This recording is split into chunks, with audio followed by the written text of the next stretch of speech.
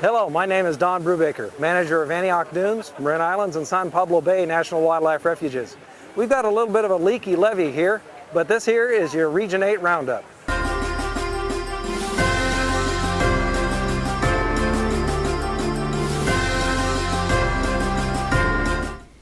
In the Bay Area, tidal waters returned to the Cullinan Ranch portion of San Pablo Bay National Wildlife Refuge after over a 100-year absence. Dozens of onlookers involved in the restoration project gathered to watch an excavator remove a tidal levee, recreating marsh habitat that is 1.5 times larger than Golden Gate Park. Cullinan Ranch, located just off of Highway 37, was converted to farmland in the 1800s. To create suitable conditions for agriculture, a levee was built on the ranch to block seawater from entering the area. Decades later, the land was purchased with federal funds and became part of the San Pablo Bay National Wildlife Refuge. The newly created habitat will provide homes for waterfowl and shorebirds, many of which use the refuge during their seasonal migrations. The soil of Cullinan Ranch may take years to rebuild, but the levee breach is one more step towards a fully functioning wetland, and birds did not seem to mind that the wetland is still in its formative stages, as many returned to the area only moments after the levee breach.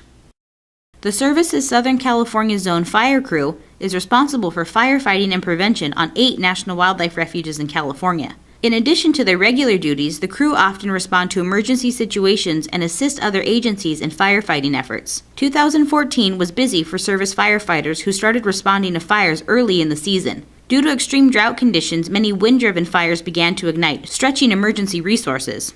Service Fire Engines 58 and 56 responded to a rapidly growing group of fires in San Diego County, which was dubbed the 2014 Spring Fire Siege of Southern California. 5 major fires erupted within hours of each other, threatening communities, infrastructure, and habitat, and Service Fire Resources responded.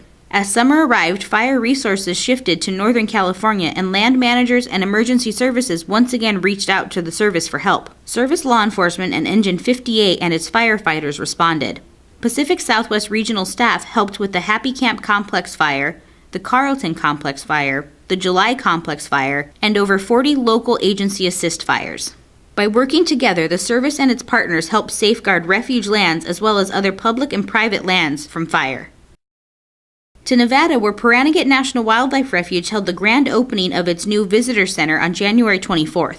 The Visitor Center was constructed with funds from the Southern Nevada Public Land Management Act and features solar panels and a green design. At the grand opening, nearly 200 guests were treated to a raptor show, crafts for kids, chuck wagon stew, and a solar astronomy demonstration.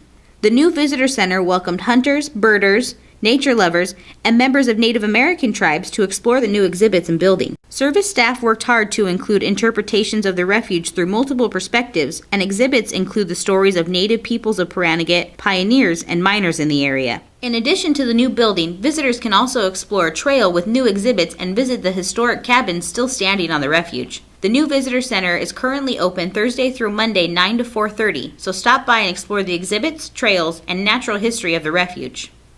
In Orange County, 9 fish barriers from Trabuco Creek have been removed by the Carlsbad Fish and Wildlife Office's Coastal Program and the Cleveland National Forest. The barrier removal was a great partnership with the Coastal Program providing technical assistance along with all of the project funding, and the Forest Service providing technical expertise and completing all permitting and NEPA documentation. Historically, the steep mountain stream supported steelhead, but after dams were built in the upper portions of the watershed in the 1930s, the hydrology was altered.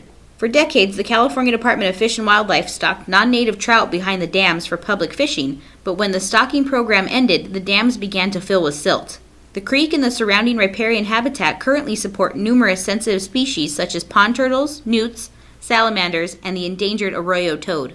It is hoped that one day steelhead will return to the area, and although obstacles still remain, the removal of 9 fish barriers provides a good start towards long-term restoration of a watershed in a highly urbanized area neighboring beautiful coastal mountain habitat. That's it for this edition's highlights on Region 8 Roundup. Until next time, I'm Cindy Sandoval.